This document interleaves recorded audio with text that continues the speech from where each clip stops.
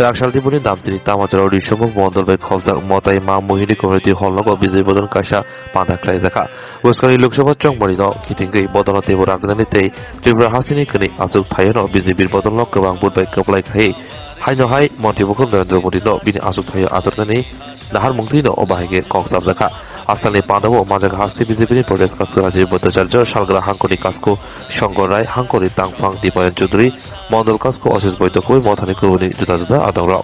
অবগত আছেন যে আগামী কিছুদিন পরেই লোকসভা নির্বাচনের তামাবা বেজে উঠবে এবং এই লোকসভা নির্বাচনে আমাদের দেশের যশস্বী প্রধানমন্ত্রী নরেন্দ্র মোদীজি আবারও দেশের প্রধানমন্ত্রী হবে তার সুনিশ্চিত হয়ে গেছে 22 জানুয়ারি সেই রাম মন্দির উদ্বোধন থেকে। আমাদের এই ত্রিপুরা রাজ্যেও দুটি লোকসভা আসন রয়েছে, পূর্ব এবং পশ্চিম। সেখানেও আমরা পদ্মফুল ফুটিয়ে আমরা মোদীজিকে উপহার হিসাবে দিতে চলছি, তাতে কোনো সন্দেহ নেই। তার জন্য আমাদের যে লক্ষ্যমাত্রা, আমরা যে লক্ষ্যমাত্রা রেখেছি আগামী লোকসভা নির্বাচনে আমাদের এই রাজ্যে 3349টি বুথ রয়েছে।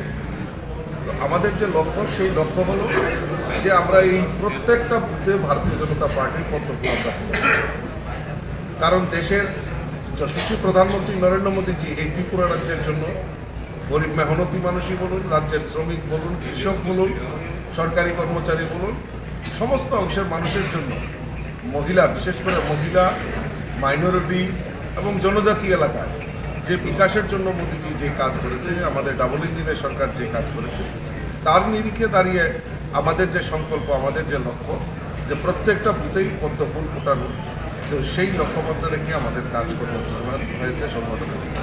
আমি বিভিন্ন দক্ষিণ জেলার বিভিন্ন প্রান্তে আমি ঘুরছি, বিভিন্ন মণ্ডলে আমি প্রবাস করছি।